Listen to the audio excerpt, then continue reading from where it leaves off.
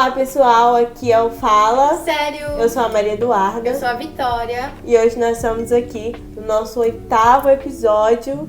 E hoje nós estamos com o Davi, ele vai estar aqui se apresentando e falando um pouco sobre a história dele. Meu nome é Davi, voltei agora da faculdade, vou lá para a RCN com ela, estou muito feliz para ser convidado para esse podcast. Davi, você pode começar a falar pra gente como foi a sua infância lá na igreja, como você começou? Sim, então, eu desde pequeno nasci na igreja lá no Brasil e quando eu vim aqui para os Estados Unidos, meu pai era pastor de igreja, então sempre foi culto. E, a rotina, mas foi bom crescer na igreja, né? Quando eu crescendo aqui tinha muitos amigos, a igreja sempre foi boa igual com os jovens, com os juniores, com as crianças, sempre fiz os teatros, fiz tudo, então foi uma infância muito boa, gostei muito de crescer na igreja e especialmente na RCN, né? Sempre as crianças têm muita oportunidade para adorar e fazer um monte de coisa lá, então foi bom. Muito bom. E já teve algum momento onde você se sentiu como você tinha que ser um exemplo por ser filho do pastor? Nossa, minha vida inteira. Minha vida inteira. Eu lembro de criança com 7, 8 anos lá e pessoa da igreja me chamando a atenção. Para de correr, Davi, você é filho do pastor. O Davi entra pro culto, você é filho de pastor. Aí tinha um nível de pressão assim a mais. Na igreja, na escola e fora de todo mundo, claro, esperava mais de mim. Então teve os momentos difíceis, teve os momentos fáceis, mas sempre tinha uma cobrança ali, né? Sim, sempre tinha, né? Que meu pai e minha mãe são os pastores da igreja, então eu não tinha momentos que eu não podia ser uma criança normal, né? Os meus pais, eles nunca me cobraram de ser um exemplo assim, né? Minha mãe entendia que era criança, que eu podia brincar, fazer zoeira, coisa assim. Coisa de criança, mas tinha povo da igreja que esperava mais de mim. Tava sempre com olhos ali. Sempre com olhos. Nossa, sempre com olhos. Davi, a gente sabe que na adolescência é muito desafiador, né? As coisas de adolescente. Pra você acha que a sua adolescência, mesmo você sendo criado na igreja como pastor, você acha que foi difícil a sua adolescência? Então, eu acho que não foi difícil. Eu acostumei, né, com a vida de igreja e ser filho de pastor. Mas antes eu não tinha uma relação assim com Deus bem, então era um menino em casa na igreja e outro na rua, né? Aí então claro, eu nunca fui de fazer as besteiras, igual beber, fazer droga, ir para essas festas, coisa assim, mas mesmo assim eu andava com grupos que faziam isso. Mas eu acostumei com aquilo e foi fácil, não tive, igual, a vida começou a ser difícil depois, né? Mas na adolescência aqui foi bom, eu acostumei com a rotina aqui na ilha, bem tranquilo Mas é algo que muitas pessoas falam também, né? Que você já conhece o caminho de Deus. Então, se a qualquer momento ali você se perder na adolescência, você sempre vai saber para onde voltar. Sim, porque os seus pais te ensinou aquele caminho.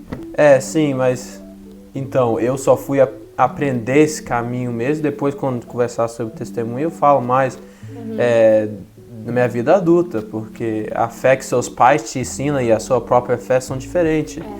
Então eu vivi aquela vida com minha mãe que orava para mim, era minha mãe que fazia tudo, então minha fé era baseada no que minha mãe fazia para mim. Então eu conhecia o Deus da minha mãe, dos meus pais, não o meu, então por isso que eu vivi aquela vida daquele jeito, um pé dentro e um pé fora, porque... Você não tinha tido aquela experiência? Não tinha, com Deus, eu sabia tudo, mas não era muito criança ainda, não entendia tudo, sabe? Sim, verdade. Uma vez eu também tinha até visto um cara falando, quando a gente é muito novo, a gente vive a fé dos nossos pais, a gente não tem a nossa experiência. Depois, quando você começa a se conectar mais com Deus, aprender mais as coisas com Deus, você começa a viver a sua fé. Porque você começa a entender aquilo, você começa a entender quem realmente é Jesus.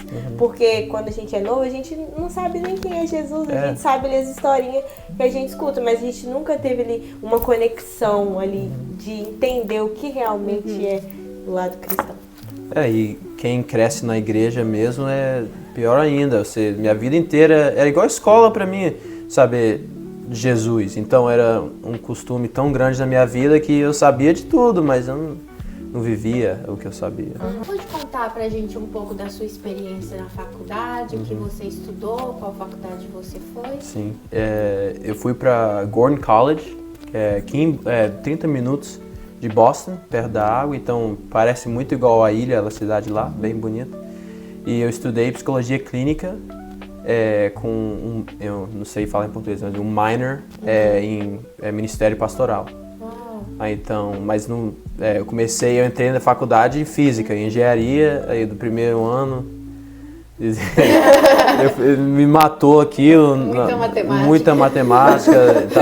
Era 7 horas ao dia de dever. Uau. Então eu não gostei também não queria não fazer. Era aquilo.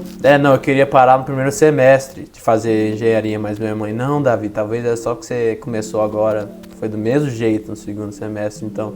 Aí no primeiro ano eu falei, minha mãe, só se Deus mesmo falar pra mim que é pra me ficar que eu fico. Aí o que eu fui a minha faculdade tem uma opção para quem não sabe o que eles querem estudar, que lá você faz as aulas que todo mundo, não tem importância, doesn't matter qual o curso que você faz, você tem que fazer essas aulas. E lá que todo mundo tem que fazer uma aula de psicologia. Eu fiz uma aula de psicologia e eu amei. Aí eu orei, e conversei com meus pais e decidi fazer psicologia. Então, no meu terceiro ano que eu declarei que eu ia estudar psicologia, e eu fiz em Aí os 2 anos. dois primeiros semestres você tinha feito engenharia, né? Sim, aí eu fiz um ano inteiro, mais 2 semestres, só fazendo essas aulas que você tem que fazer. Pra mim já tirar elas do caminho. Aí nos meus últimos 2 anos que eu estudei as aulas de Ministério Pastoral e as aulas de psicologia. Uau, então deve que foi puxado, né? Nos últimos 2 anos você tem que fazer... Não, até que não foi, por causa... A minha escola tem essas aulas que você tem que fazer, então eu tive... o mesmo tanto de aula que eu fiz nos meus últimos 2 anos, eu ia fazer se eu tinha começado no começo. Mas ia ser mais igual, talvez eu tinha 2 ou 3 aulas de psicologia em um semestre agora, mas se eu tinha declarado no começo, eu ia ter 1 ou 2 por semestre. Então foi mais puxado a psicologia, mas o nível de aulas foi o mesmo. Teve algum momento, agora na sua vida adulta, né, que você sentiu que a sua fé foi abalada? Como que foi isso pra você? Nossa, eu acho que setembro de 2023 ou 24, eu não sei, meu terceiro ano na faculdade, no começo, foi quando tudo na minha vida mudou. Cada semana era um problema, carro quebrando, acidente de moto, um monte de coisa, e naquele momento que eu fui começar a ter que ter mesmo minha própria fé em Deus, que até lá a vida era tranquila, a vida era... Nada estava me abalando. Na faculdade, meus melhores amigos, fazer o que eu queria, e aí aconteceu, aí né, depois eu tive problema com migração, teve o diagnóstico da minha mãe, então, claro, aí que a vida veio com força, né, os problemas veio com força, aí... Carmen começou a sacudir. E no começo eu me senti bem fraco, né, eu sempre, quando você cresce um menino forte, assim, você acha que você aguenta qualquer coisa, mas aí vem esses problemas espiritual, emocional, e você se sente pequenininho. Você vê que as suas raízes não estavam tão firmes. Não estava firme nada, um ventozinho me tirava do lugar. Então, ali que Deus foi trabalhando no meu coração, e claro, com orações da minha mãe e uns amigos da faculdade também, aí que eu... Lá na faculdade vocês tinham muito momentos ali com Deus? Porque vocês tiravam? Sim, a gente, igual vocês sabem, a gente tinha um grupo de adoração lá, mas o que a gente fazia para as escolas e as igrejas que nos convidava era só um pouco do que a gente fazia entre nós. Então, antes de todas as noites de adoração, a gente tinha uma só entre nós, só os líderes do grupo. E então era uma benção, a gente ia para um quarto lá da escola e 16 pessoas lá dentro, fechava e era só nós. E lá a gente ministrava, orava para um ao outro, louvava o Senhor. E também a gente tinha, todo domingo, o grupo separava em 2 e 7h30 a gente fazia um estudo bíblico. O meu apartamento era dos homens e das meninas, a gente era no mesmo prédio, sei lá em cima, a gente abria para a escola inteira. Então a gente, todo domingo tinha... Estudo bíblico. Tinha estudo bíblico. Cada grupo tinha uns 20 pessoas que vinham, então foi uma bênção. Eu acho isso tão importante também, porque às vezes os pais cristãos, quando o filho chega na idade de ir para a faculdade, muitos ficam com medo, porque eles acham que o filho vai se perder, vai ouvir muita influência de outras pessoas, mas é tão bom ter uma comunidade assim na sua faculdade, porque aí vai até te fortalecendo na sua fé também. Isso, Gordon é uma escola cristã. Lá você tem que ser cristão para trabalhar na escola e também ir para a escola. Então 90% dos alunos são cristãos. Então, tem uns que mente, né? Só para ir para a faculdade. Mas alguns que já entram lá, você já conheceu pessoas que entraram lá que não eram cristãos? Sim, direto. Que na aplicação não... pergunta bem básicazinha para entrar. Você acredita em Jesus? O que Jesus é para você? E essas coisas assim. Então, tem muitas pessoas aqui nos Estados Unidos que creem.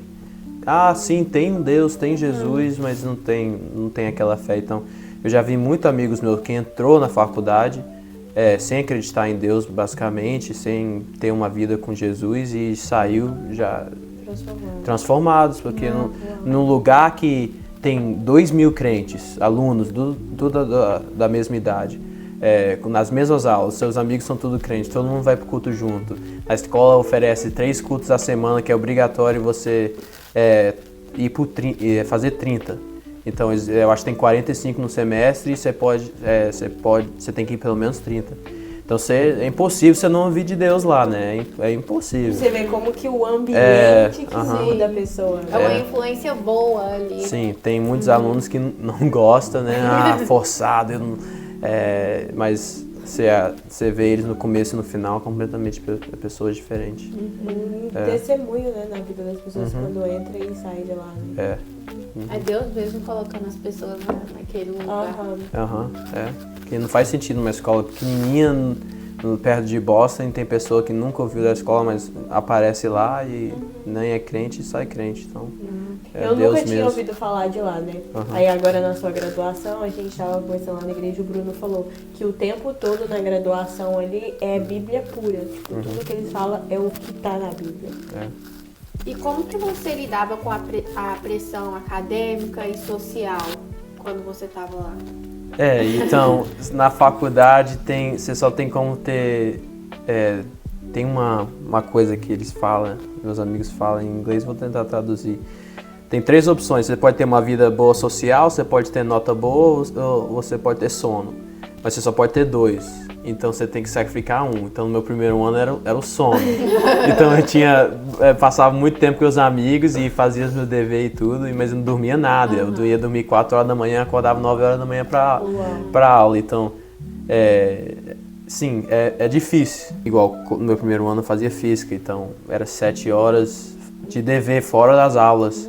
E lá as aulas são 1 hora, 1h30 ou 3 horas de durância. Então, é bem puxado. No começo foi muito difícil, porque minha mente no dia inteiro o que eu vou fazer com os meus amigos, eu tenho esse dever, eu tenho essa prova e tudo, e quando você vê a semana passou e você não fez, você não leu tua Bíblia, você não orou, porque a faculdade é muito puxada, né, o tempo. Até os cursos mais fáceis, você fica o dia inteiro quase, você fazendo dever e coisa assim. Então, é muito importante aí eu tirar o domingo, né? Pra mim era isso. Eu ia pro culto na parte das manhãs e tinha tempo que eu ia até pra 2 cultos. Eu ia pra 2 igrejas diferentes. Uma igreja 15 minutos da escola, eu ia às 8 horas da manhã. Aí às 4 eu ia pra uma igreja em Boston. Aí eu fiz isso por um ano inteiro, indo pra esses 2 cultos. Pra você poder ter um tempo ali com Deus, né? Se sacrificar também. Sim, mas no primeiro ano eu ia com os meus amigos só no domingo. Não tinha, lá a igreja americana não tem culto em quarta-feira, não tem essas coisas, não. Então era só o domingo mesmo e de vez em quando, ser sincero, eu tirava um tempo pra Deus. Minha fé não era forte no começo ainda e... Você primeiro priorizava as suas coisas pra depois priorizar. Porque o professor ele não tá nem aí, eu preciso de orar, preciso de ler minha Bíblia. Eles são cristãos, mas você faz isso depois do dever, você entrega o dever, você entrega as redações, tudo. Então você tem que mesmo se virar ali. E eles não vão ficar correndo atrás de você falando assim, você fez seu dever. É bem diferente da high school, né? Porque você tá pagando pra estar lá, você tá pagando pra aprender. Sim. Então, eles não vão lidar com se você tá fazendo sua tarefa, você tá chegando na hora certa, porque no final do dia é o seu dinheiro, você tá colocando. Eles não... Igual meus professores, tinha alguns que, Davi, você tá faltando isso daqui, eu deixo você entregar ainda. Ou você faltou aula, por que você faltou aula? Alguns mandam um e-mail para você, mas na maioria eles marcavam você falta e marcavam 0 lá no dever e não falava nada. Era sua obrigação para você ir lá e conversar com eles, eu posso. Eu posso entregar ainda, eu posso fazer isso, mas a maioria eles não. É sua decisão, você é adulto, você quer fazer isso. E o período de aula de vocês, é quanto tempo? Então não é nada fixo, igual eu já teve semestre que eu tinha aula todo dia, mas esse último semestre agora só tinha aula terça e quinta. Aí então, você que monta o seu schedule, você tem lá todas as aulas, você tem que fazer na faculdade inteira e você escolhe quando que você faz. Então, você que monta, mas a aula mais cedo é 8 horas da manhã e eu já fiz aula até 6 horas da noite. Então, é bem puxado. Quando eu tava na faculdade, eu fazia umas 7h30 da noite. Nossa. Nossa, e a das 6 horas era uma vez a semana e era 3 horas. Então eu saía da aula 9 horas da noite e ia já cansado. Pra dormir. E eu fazia o esporte na faculdade, então ia do treino pra aula. Aí chegava às 9, aí tinha que fazer janta ainda, tinha que fazer um monte de coisa. Bem puxado. Quando você estava lá na faculdade, vocês fizeram alguma comunidade de cristã? Você fez alguns vínculos cristãos? Sim, eu já falei um pouco, mas sim, a gente teve o nosso grupo TDR. Então, no meu segundo ano na faculdade, eu escrevo uns louvor, faço umas coisas e um dia Deus me deu um nome, assim, The Dorm Room, TDR. Aí isso aí é pra mim escrever uma música sobre isso, é o nome de um álbum, o que é? Aí eu segurei, assim, aí eu fui esperando, aí meus amigos, um grupo grande, de 6 pessoas, e um dia falei assim, eu conversando com uma menina lá, uma amiga minha, falou, a gente tem tudo aqui pra fazer um grupo de louvor, todo mundo aqui, tem um monte de pessoas que tocam aqui, que cantam, tem pessoas que pregam, por que a gente não faz um grupo? Aí todo mundo amou a ideia, aí eu falei, aí no momento veio a memória, aquele nome que Deus me deu, The Dorm Room. Aí eu expliquei pra eles, eu falei pra eles, e se a gente colocar o nome disso? Significado que normalmente faculdades, os quartos de faculdade é só coisa ruim que acontece lá, né? Você vê aí nos filmes, só coisa ruim, mas os nossos são diferentes. A gente adora Deus nos nossos quartos. Esse é o significado atrás de The Dorm Room. E eles gostaram. E teve 4 outras pessoas que no ano retrasado também Deus deu para eles um nome similar, sonhos com eles adorando a Deus com os amigos dentro dos quartos da faculdade. Então foi Deus confirmando que aquilo ali é o que Ele tinha para nós mesmo. E foi, ele tinha o TDR, do TDR nasceu aqueles grupos de estudo bíblico, de homem e mulher, nasceu o grupo de evangelismo, que a gente ia para faculdades e tinha até pessoas de outras faculdades que vinham para o nosso estudo bíblico. Então, foi algo surreal. Aham, tinha um menino que dirigia meia hora e outro que dirigia 40 minutos pra vir de todos os lugares que a gente evangelizou e que... Conseguiu alcançar muitas Aham, vidas, né? É porque ali em Boston tem uma área muito grande de faculdades, né? É, E nem muito. todas são cristãs. Aham, só, não sei se 40 minutos de nós, com certeza tem umas 10, 12 faculdades. É muito lotado ali de faculdade. E teve algum mentor, alguma pessoa que foi importante nessa fase da sua vida? Sim, teve várias, né? Primeiramente, os meus pais. Sei que minha mãe sempre ligava, eu ligava pra ela e falava, mãe, tô passando isso, tô sentindo isso.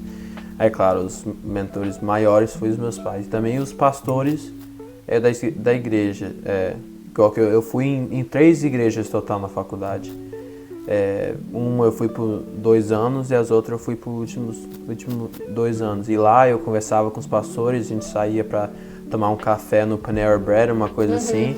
E lá a gente batia papo, eu explicava às vezes umas coisas que eu tô passando. Eu achava interessante que eles me perguntavam perguntas também, que é pastor americano, né? E eu sou imigrante, então tem uma expectativa diferente deles. Eles me perguntavam um monte de perguntas também sobre minha fé e coisas assim, então foi legal. Mas então meus pais, esses pastores e também os caras que eu morava com, os meus amigos. Eu morei com 5 caras num apartamento e a gente virou melhores amigos. E eles eles tinham um problema que eles estavam passando, que eu já tinha passado, e eu aconselhava ele, e vice-versa. Então, eu sempre tinha alguém para ir.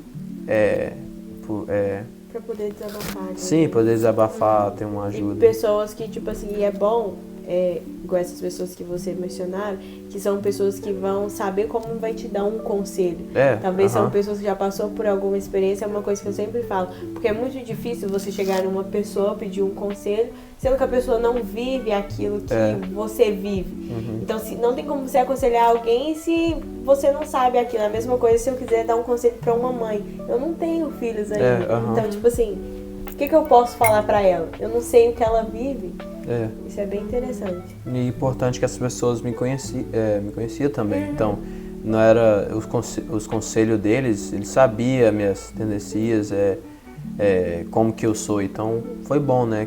Ter pessoas que te conhecem. E de que maneira você vê que a sua fé mudou nesses anos que você estava na faculdade? A maior, que agora eu tenho uma fé minha mesmo, né? Comecei a confiar mais em Deus. Eu não precisava, quando eu era pequeno, confiar em Deus, que tudo não tinha problema, tudo acontecia. Meus pais, por bem, meus pais cuidavam de todos os meus problemas, então, mas é assim para a criança, né? Então, aí na faculdade eu tive umas experiências difíceis, umas experiências que tinha que lidar com, que eu não podia ir para mamãe e papai e falar, resolve esse problema para mim. Então, minha fé mudou em si, né? Agora eu tenho a minha própria fé. Antigamente eu não tinha fé dos meus pais. Você começou a ter mais responsabilidade também, né? Entender Sim, o que realmente você ia começar a viver ali com Deus. Exatamente. E você já falou um pouco sobre o seu testemunho, mas tem como você entrar mais um pouquinho em detalhe sobre o seu testemunho? Sim, então, igual, vou resumir um pouco, mas cresci na igreja e era aquela igreja forçada. Você vai no culto porque você é meu filho e eu sou o pastor, né? Então era quarta-feira, sexta-feira, e quando fazia os cultos dos homens, no começo meu pai me forçava aí também.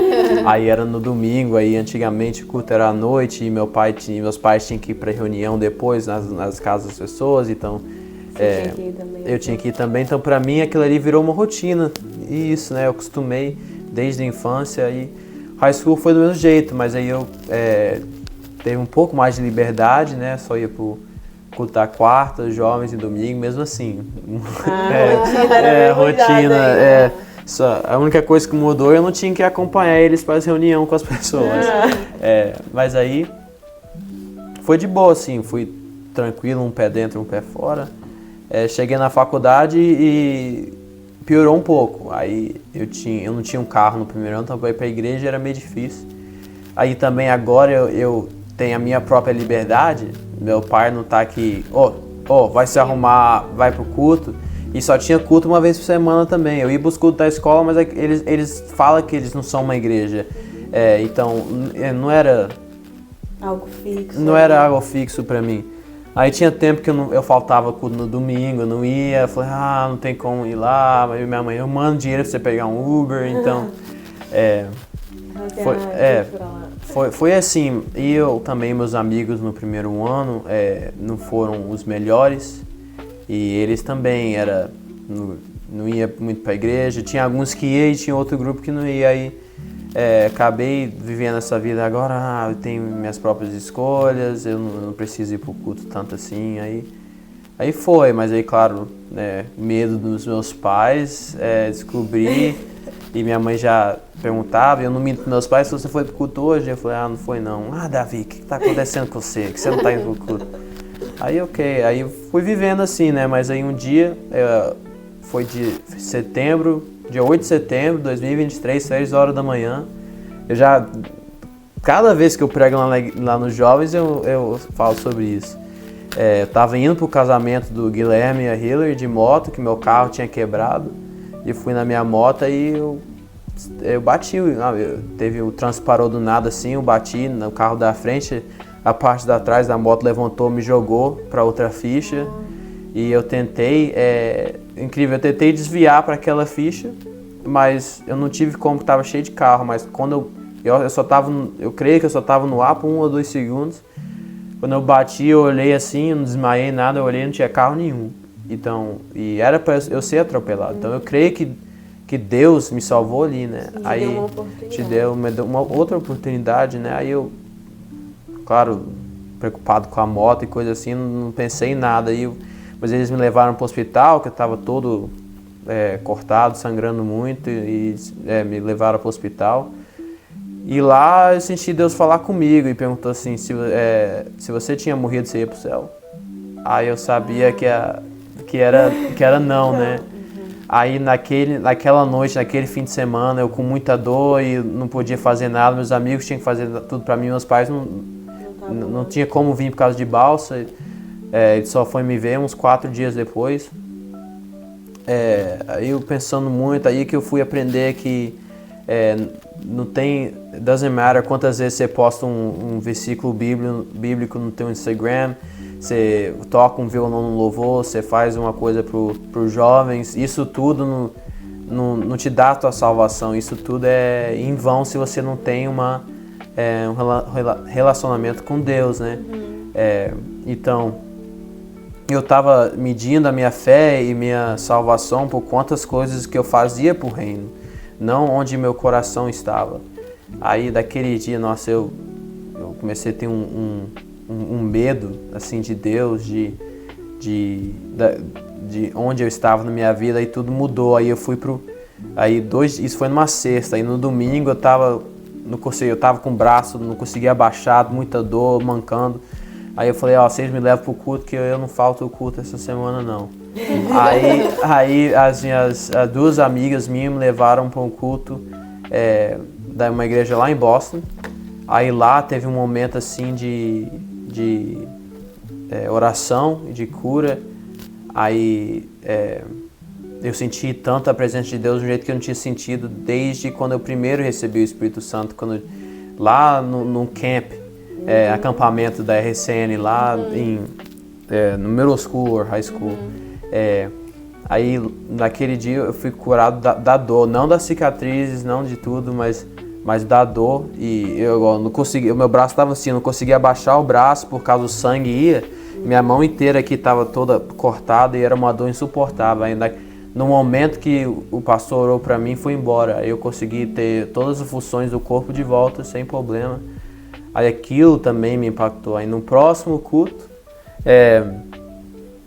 teve outro momento aí, o pastor estava falando, tem pessoas aqui que seu coração está queimando, se é você vem aqui na frente. Eu parecia que meu coração ia sair do meu peito, eu fui lá e caí no chão, comecei a chorar, e uma mulher veio para mim e falou assim, Davi, eu tô vendo em frente de você, eu não sei quem é até hoje em dia, eu não sei quem foi. Veio pra mim e falou, Davi, eu tô vendo um vaso quebrado na tua frente. E esse vaso significa a tua vida. Mas eu tô vendo um anjo pegando os pedaços e colocando de volta o vaso. Porque você voltou para Deus, então ele está pronto. E dentro desse vaso, ele está colocando blueprints, eu não sei, blueprints de pessoas que você vai lidar com na tua vida. E Deus vai te dar um dom para você lidar com eles de jeito que outras pessoas não conseguem. Aí atrás desse vaso também tinha uma mesa cheia de comida com Deus lá. Ele falando que Deus finalmente está te esperando para comer com ele. Uau. Aí então aquilo ali Foi a mudança. foi a mudança. Deu a confirmação dos meus estudos, que era psicologia mesmo que eu tinha que fazer. Uhum. E também, finalmente, eu consegui, né, voltar para a presença de Deus. Ter certeza da sua salvação. E ter certeza da minha salvação. Aí, ali foi quando o grupo do TDR começou. Aí foi quando a gente começou a evangelizar e fazer um monte de coisa com os amigos. Você vê, Deus confirmou tudo Deus, ali no momento, só ele só tava esperando você, sabe? Como ele viu que você tava se deixando, ele falou, não, peraí, deixa eu puxar ele aqui, deixa eu voltar. Deixa ele bater a moto. Calma aí, deixa eu tocar nele ali um pouco. Aí então, aquele acidente, claramente eu sou muito grato por aquele acidente, que a moto já tá consertada, já paguei o conserto, já tô andando nela e eu tô bem, não morri, eu tô só com cicatriz, mas agora minha vida completamente mudou. Então, se... Ele falou assim, aquele dali é meu, você não vai, você isso volta. não vai acontecer de novo, mas já falei pra Deus, se precisar fazer uma coisa dessa, trazer de volta, pode fazer. Aí completamente mudou. E se não fosse por aquilo também, eu acho que eu não ia lidar com esse diagnóstico da minha mãe bem. Talvez aquilo dali poderia acabar com a sua vida. Porque teve tantos momentos ruins antes daquilo acontecer. Problemas, igual eu falei, problema com imigração, sempre tendo coisa quebrando e carro, moto, tendo que consertar esse acidente. Então aquilo tudo era chato, né? Mas foi me preparando para a minha fé para aquilo ali. Deus já sabia que eu ia passar por aquilo, que a nossa família ia passar por Tava aquilo. te moldando. Exatamente. E se se isso não tivesse acontecido comigo, com certeza ia ser mais difícil minha mãe também. Porque se eu tivesse dado problema agora, tendo problema com minha fé com Deus e não soubendo lidar com essa situação bem, isso ia dar mais preocupação para minha mãe. Então, o bom é que Deus já estava preparando meu coração, minha mente, me mostrando que mesmo minha fé tem que ser nele, que eu tenho que confiar nele. E agora eu tenho paz no coração. Claro, tem momentos que fica preocupado, né? Mas ser humano é assim. Mas na nossa casa a gente tem paz, sabendo que Deus vai mover. Já ouvimos palavras sobre isso, então...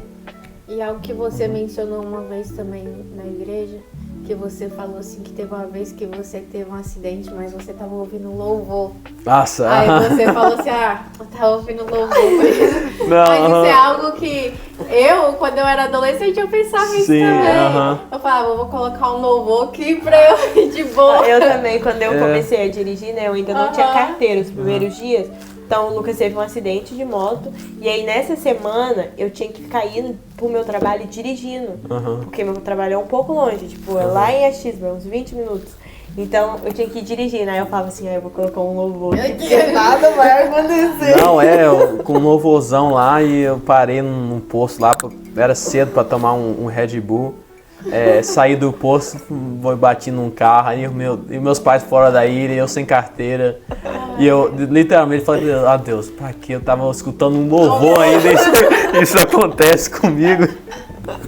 A gente pensou assim. Não, e aí eu passava, igual, às vezes eu passava ali pro Vineyhaven, né? E ali tem um lugar onde fica a polícia. Aí eu passava e falei, não, a polícia não me parou, eu escutou um louvor, né? Mas isso não tem nada a ver. Nada a ver. Se você pudesse voltar lá no tempo, você faria alguma coisa diferente? Não. Porque tudo que aconteceu me fez um homem que eu sou agora. Então, se mudasse qualquer coisa, talvez eu não ia ser um homem de Deus que eu sou. Talvez não teria a fé que eu tinha. Se um acidente de moto não acontecia, eu não ia ser quem eu sou. Então, claro, né, na juventude eu queria ter entendido, né, o que é ter minha própria fé antes, mas aí também o meu testemunho não ia ser o mesmo. Então, minha vida foi daquele jeito, foi porque Deus permitiu.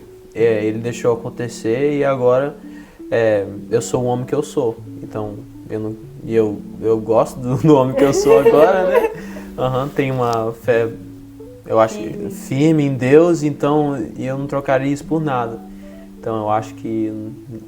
E o mais importante, hoje em dia, você sabe que se você morrer amanhã, você sabe que você vai com Deus, né? Tem essa paz por dentro. Sim. E, claro, fiz um monte de besteira, crescendo, coisa que todo mundo... isso não precisava na minha história, não, mas tudo tem igual, um propósito. Tudo tem um propósito, tudo vem uma lição. Então, eu sou grato pelas lições e o que eu aprendi, então eu não mudaria nada. A gente, quando é adolescente, também crescendo na igreja, igual você falou, também tinha muitos amigos que faziam coisa errada, fumava, bebia, mas eu não fazia. E eu achava, por eu estar no meio deles ali e não fazer, que eu era diferente, que eu era uma santa, entendeu? Mas só por a gente estar ali no meio... Você é filho do meio. Exato. Então, pessoal, agora a gente vai para as perguntas que vocês mandaram lá no nosso Instagram. A gente vamos selecionar algumas, porque algumas perguntas ele já respondeu aqui, contando um pouco sobre a sua vida. E é isso. Quero que vocês comentem, curte, compartilha, deixe feedback de vocês, né, Vi? E segue o Davi também, ele vai sempre estar lá mostrando um pouco da vida dele, como vai ser agora, dele fora da faculdade. Então vamos lá. Primeira pergunta. Em que momento você começou a enxergar que a sua carreira, né, com o seu chamado? Sim, no verão passado eu fui para ser parte de um acampamento do Jocum, mas eu fui ser um líder para eles, né? Eu já tinha feito uns eventos de louvor com eles, então alguns deles me conheciam e então eu consegui ser um dos líderes sem ter feito o Jocum ainda. Aí eu fui lá e era 2 semanas no Havaí e lá eu comecei eu tinha muita responsabilidade em ministrar na vida dos jovens lá. Então lá eu sentava com os meninos e começava a conversar com eles, dando aconselho para eles que eu nunca tinha ouvido da minha vida. Que eu sei que era Deus me dando aquele dom, né, me dando a sabedoria em o que a responder. Aí então, aquilo ali, nossa, foi uma das melhores 2 semanas da minha vida. Primeiro que o lugar já era o Havaí, né, é top. Mas lá, eu no final, eu ficava assim, nossa Deus, obrigado, onde isso veio? Eu nunca ouvi isso, meus pais nunca falaram isso pra mim, eu nunca passei por isso, mas eu tenho um aconselho para dar para esse menino. Então aquilo ali foi já... Aí eu fiz uma oração e perguntei a Deus, Deus, se isso aqui é o que o Senhor quer para mim? Aí eu senti muito no coração que é. Aí, então eu vou estar indo pro Jocum em setembro. Em setembro você vai ter de novo. Mas lá eu vou fazer a escola deles, vou ser parte. Aí então eu vou ficar 3 meses lá em Califórnia. Eu vou estar estudando louvor com eles. Então vai ter um monte de pessoas famosas, assim, de líderes de louvor que vão estar me ensinando um monte de coisas. E lá você fica muito focado também na tua vida com Deus. Aí nesses 3 meses vai ser isso, uma preparação. Aí nos outros 3 eu vou ir on tour aqui nos Estados Unidos, indo à faculdade num grupo chamado Care the Love, e ministrando e liderando louvor. Então vai ser legal, vou ter uma região dos Estados Unidos e lá eu vou ficar entre esses estados, indo de faculdade em faculdade. Foi aquele momento com o Jocum que Porque eu falei, não, isso aqui que eu quero fazer o resto da minha vida. Tem uma aqui que eu acho que muitas pessoas vão querer saber como é ser filho único. É ruim.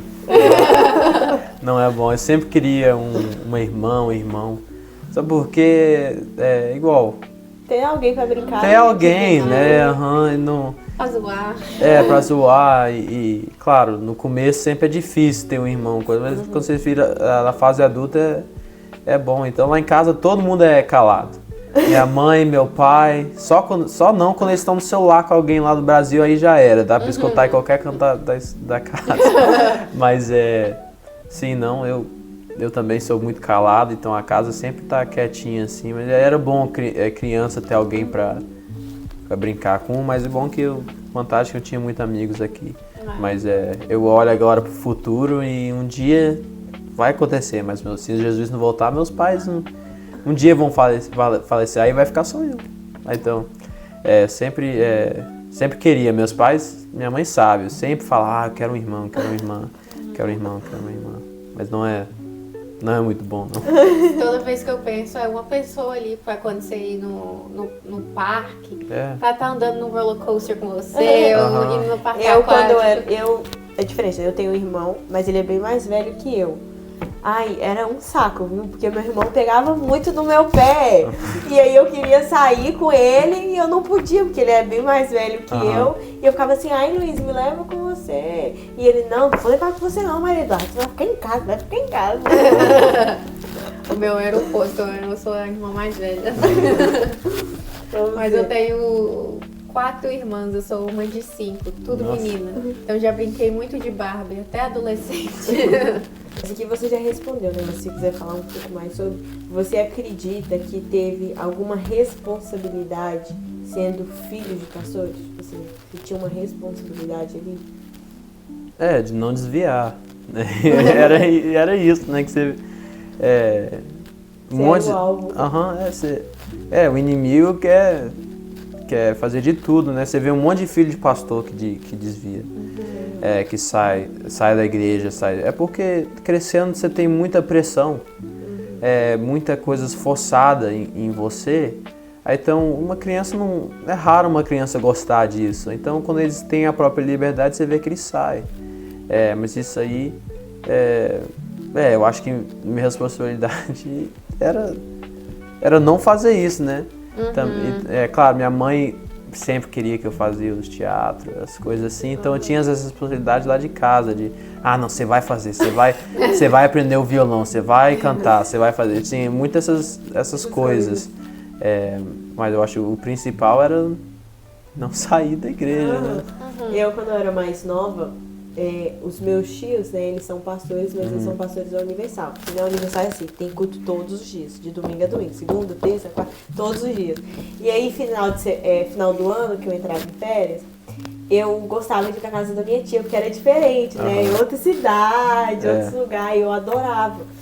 E aí, todo final do ano, a maioria das vezes quando eu ia pra lá, eles sempre mudam de cidade em cidade, eles só podem ficar um ano em uma região só.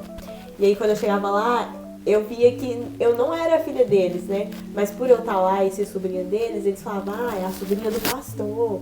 Sei que lá, a sobrinha do pastor. E eu tinha essa rotina também, porque igual a minha tia não ia todos os dias na igreja junto com meu tio, mas todos os dias de tarde ela tinha que ir lá. Meu tio já acordava cedo, já ia pra igreja, porque o culto lá também, além de ser todos os dias, tem de manhã, de tarde e de noite. Então, às vezes, quando eu tava na adolescência também, lá tem também tem é tipo os juniores. E aí a minha tia falava comigo, ela falava assim, eu tava lá no sofá dormindo, lá na igreja, eu dormia lá de tarde. Aí a minha tia já me acordava, já vai começar o negócio, vai lá. E às vezes eu não queria, eu só queria ficar dormindo. E o pior é quando mencionam o seu nome, né? Ixi. O meu pai, quando eu ia ver ele pregar, meu Deus, o meu pai morava em Boston, então quando eu tinha férias da escola eu ia lá visitar ele. Aí eu levava os melhores vestidos pra ir na igreja. Aí sentava lá, aí começava as piadas, Não, cada coisa. Conta E eu com mesmo. vergonha. Eu também contava quando eu tava lá e falava assim, minha sobrinha. Eu gostava muito de ir no McDonald's, né? Toda quarta-feira eu tinha que ir no McDonald's. Aí ele falava assim, gente, esses dias que a minha sobrinha tá aqui, eu tenho que levar ela no McDonald's toda quarta-feira. meus pais sempre contam alguma coisa minha ali na igreja e principalmente quando meu pai prega numa outra RCN em Boston, eu estou junto. Tem vezes que ele começa a falar de mim e todo mundo na igreja toda vira assim, começa a rir, aí eu... É chato demais. A Bíblia fez um papel grande na sua caminhada universitária. Bíblia e oração. Sim. As minhas orações, eu fazia um pouco diferente. Eu já mencionei isso uma vez na igreja, mas meu jeito de falar com Deus era um pouco diferente. Eu sentava na minha cama e colocava minha cadeira no meio do quarto e conversava com Deus, né? Então, isso era... E eu orava indo pra aula, as coisas assim, sempre conversando com Deus. Como se estivesse com um amigo ali do lado. Isso fez Deus mais real pra mim, fez Jesus mais real. Em conversar com Ele igual um amigo, em saber que eu posso ir com Ele qualquer hora, não tem que ser só naquele horário que eu vou no meu quarto e fecho minha porta e vou aos meus joelhos. Aí, qualquer hora, na aula... Isso se faz ele se tornar mais presente. Mais presente, então isso foi uma grande parte da minha vida. E também o estudo bíblico e eu lendo a Bíblia para poder oferecer coisas para aquele estudo também. Isso me ajudou muito, principalmente Gálatas e Romanos. Tanto que eu fiz uma aula sobre Gálatas e Romanos lá na faculdade. E teve um dia que eu fiquei 1 hora em 2 capítulos de Gálatas. Relendo, e Deus me mostrava cada coisa e ajudava a tirar minha mente de todos os problemas que estavam acontecendo. E fez grande parte na minha vida com Deus. É que ali é a palavra de Deus, né? Muitas vezes pessoas querem aquela revelação doida, quer que venha um profeta e fala tudo, fala Deus tem isso pra você, mas já tá lá na Bíblia. É o manual. É o manual, aquele profeta tá fazendo o que tá lá na Bíblia. Então, se você quer ouvir de Deus mesmo, senta, lê a Bíblia, faz um estudo, e Ele vai te revelar coisas da tua própria vida com as histórias da Bíblia. Então, é interessante, eu comecei a amar mais a Bíblia na faculdade também. Que agora eu tenho uma Bíblia de estudo, aí eu começo a ler e tem aqueles facts, aquelas coisas do tempo, os fatos do tempo, e eu acho muito legal. Eu tô começando a entender bem mais a Bíblia agora e com maturidade vem entendimento. Então agora eu sei muito da Bíblia e isso faz um jeito que Deus possa conversar mais comigo e revelar coisas que mais novo eu não queria entender. Então... Eu acho bem legal você falando a forma, né, que você faz oração, porque quando a gente é novo, né, a gente é adolescente, e por a gente já crescer, né, a gente que cresceu na igreja, a gente acha que pra você orar pra Deus, você tem que ajoelhar no seu quarto ali e orar. E isso acaba sendo ruim, porque a gente acha que a gente vai ter que tirar um tempo para fazer aquilo. E a gente não acaba colocando Deus ali no nosso dia a dia, a gente não faz Ele tão presente. Porque na nossa cabeça a gente tem que necessidade de pegar, ajoelhar. E não, para você falar com Deus não precisa desse ritual todo. Sim, e meu problema é que eu falava, hoje de noite eu vou tirar um tempo lá no meu quarto, fechar a porta e vou orar. E não acontecia. Aí o tempo passava assim, você esquecia. No próximo dia, nossa, eu esqueci de fazer. Então eu fazendo isso me ajudou a não passar muito tempo sem orar. E conversar mais com Deus, que Deus é real, Deus está aqui. Até assistindo, escutando nós fazendo isso daqui, né? Então... o bom é que a gente não vai, muitas vezes, a gente não vai ouvir ele falando de volta com nós, mas Ele está lá. Então, isso me ajudou muito em ter hábito em orar. E também, jovem, é muito boring algumas vezes. Você ficar lá de joelho e ficar lá um tempão lá, assim. Desse jeito Você não leva aquilo ali a sério. Aí Isso tem hora que às vezes você tá até lá e você até dá uma... E eu percebo, quando eu faço essas orações, eu acabo pedindo mais do que falando com Deus. Sendo grato. Então, no meu dia a dia, eu falando com Deus, é uma oração mais sincera. Eu falo, Deus, estou sentindo isso, Deus, obrigado por isso.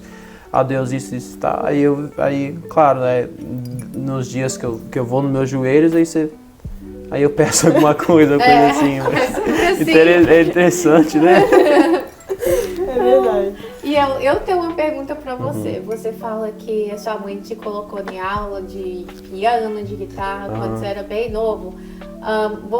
Quando você era mais novo, você sentia como você ia louvar a Deus, usar a sua voz como instrumento também? Ou depois de um tempo que você foi vendo que isso era algo dentro de você que você queria fazer? Demorou demais eu gostar. Até hoje em dia eu tenho dificuldade ainda, né? Que no começo eu era bateria, era teclado, tanta diferente aula. E minha mãe, não, você vai aprender o violão. E depois que você aprender o violão, você faz o que você quiser. Então, aquilo no começo foi forçado.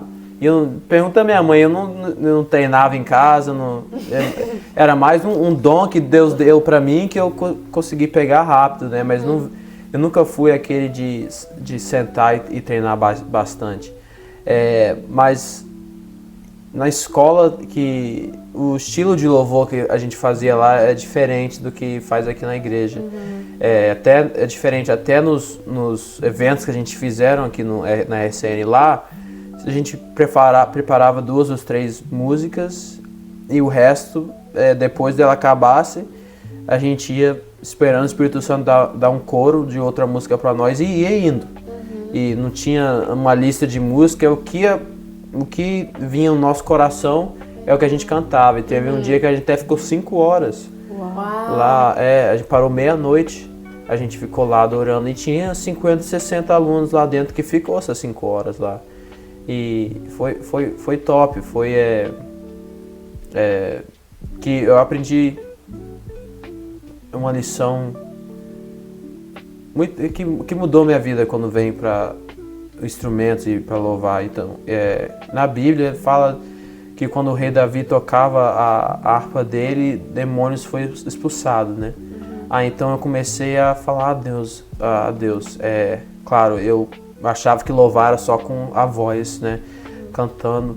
Ela falou, não, Deus, se o rei Davi te louvava com o instrumento dele, eu vou também. Então eu foi igual um pentecostal, peguei o óleo ungido, coloquei no violão e falei, Deus, estou ungindo esse violão. Aí agora eu trato o meu violão também a adoração. E eu creio que quando eu toco naquele violão e sai o som daquelas cordas, demônios vão ser expulsados, pessoas vão ser libertadas. E as pessoas vão ser tocadas pelo Espírito Santo igual a voz de alguma pessoa faz, igual eles louvando, porque se eu estou fazendo para Deus, é um jeito de louvar a Deus. Então, eu tô aprendendo ainda a amar mais. Claro, eu nunca fui dedicado assim para música. Eu tenho muito vontade a pegar as músicas que eu já escrevi e colocar no Spotify, coisa assim. Então, aos poucos eu tô começando a amar mais e te dedicar mais, né? Me dedicar mais. Mas é estranho, quando eu tô lá, quando eu estou adorando, eu amo. Eu gosto de tocar, eu gosto de cantar. Mas aí em casa é difícil. Você tem que ouvir, praticar. Ficar sentado lá, praticando escala, praticando coisa, aí eu não gosto. Mais um dia, espero que muda. Mas é uma coisa estranha, mas é uma coisa que eu quero fazer o resto da minha vida. Louvar a Deus e poder cantar para Ele, tocar para Ele. Se eu puder fazer isso e o resto da minha vida e ser pago por isso, é um sonho. É um sonho.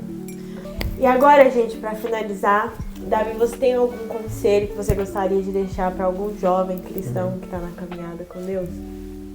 Sim, separe um tempo para Deus, de qualquer forma. Se for, Deus, o meu caminho ao trabalho todo dia, eu não vou colocar música, eu vou colocar nada e eu vou conversar com o Senhor no carro.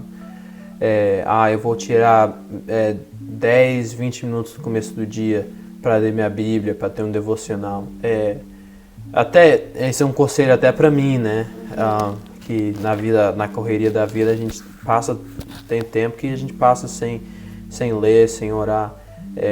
Mas é assim que você vê que a vida começa a ser um pouquinho mais difícil, por causa a gente não tá tão próximo de Deus. Então, um jovem indo para a faculdade, um jovem só vivendo a vida mesmo, é muito importante ter isso, que o inimigo hoje em dia está fazendo muito para tentar fazer o jovem desviar, tentar tirar uma criança da igreja, que ele sabe que é a próxima geração, né? Que essa geração morrer, não tem outra. Então, é muito importante você tirar esse tempo antes de dormir, qualquer que for, 5, 10 minutos num dia, até criar um hábito, aí se vira 5, 10 minutos, vira meia hora e depois vira 1 hora. Mas você tem que começar a amar. No começo vai ser forçado, mas Depois aí vem a alegria, vem o amor com isso. Sim. Amém.